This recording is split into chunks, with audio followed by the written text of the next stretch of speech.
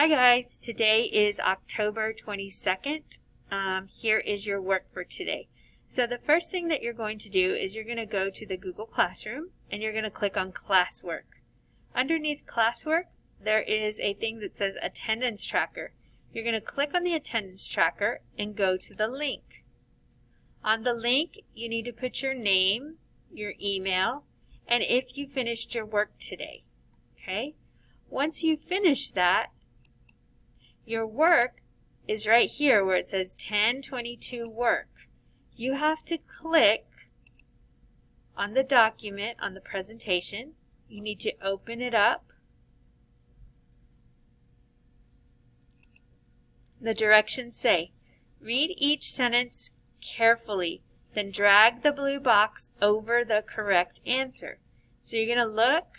My best friend Gracie is as sweet as candy. Is that a simile, a metaphor, an idiom, or hyperbole? So you're going to move this to the correct answer, and you're going to put it right there. You're going to drag it, okay?